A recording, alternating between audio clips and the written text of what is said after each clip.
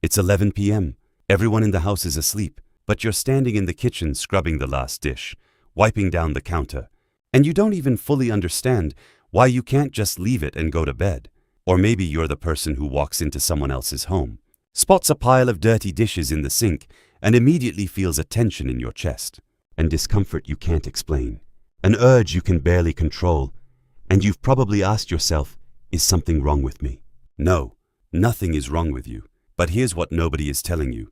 This has nothing to do with discipline. This goes much deeper than that. And by the end of this video, you're going to understand yourself. Most people look at someone who keeps an obsessively clean kitchen and think one of two things.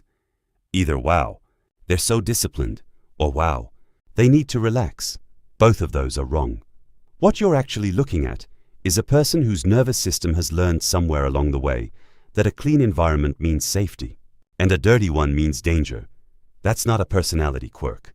That's psychology, deep wired-in psychology.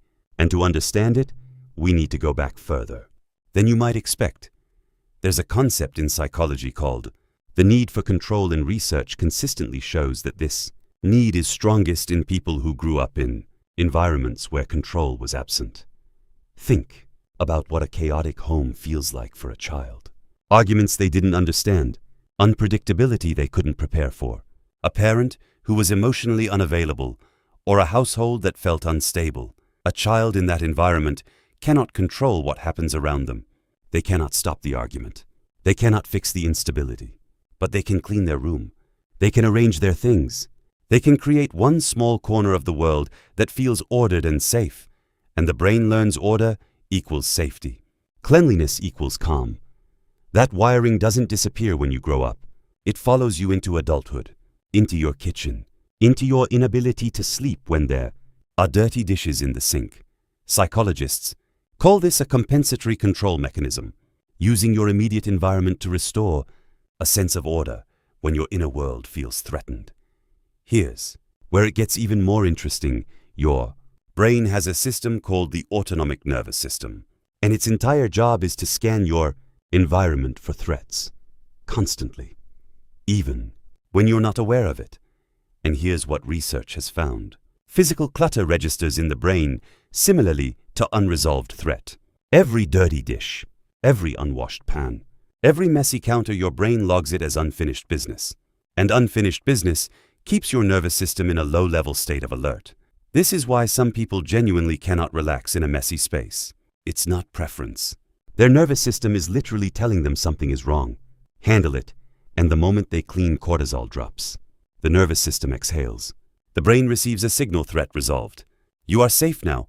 Cleaning for these people is not a chore. It is emotional regulation. It is one of the most effective tools their mind has, found to manage anxiety, and most of them don't even realize they're doing it. Now here's the part most psychology videos skip, and I think it's the most important part. This behavior exists on a spectrum. On one end, it's healthy. Maintaining a clean space genuinely reduces cognitive load, improves focus, lowers stress. Science is very clear on this.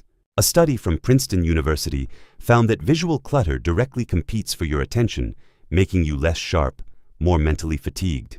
A clean kitchen isn't just aesthetically pleasing. It genuinely supports your brain's ability to function. But on the other end of that spectrum, this behavior can become a trap. When someone cannot tolerate any mess, when a single dirty dish causes genuine distress, when they find themselves cleaning compulsively instead of addressing the actual source of their anxiety, that's when a coping mechanism has become a cage. The question isn't, do you keep a clean kitchen? The question is, what happens inside you when you can't? If the answer is mild discomfort, that's normal. If the answer is panic, rage, or an inability to focus on anything else, that's your nervous system telling you something much bigger needs attention. Let's talk about what actually happens in your brain when you clean. The act of cleaning has a very specific neurological profile. It has a clear beginning, middle, and end. It produces an immediate visible result. And your brain loves that.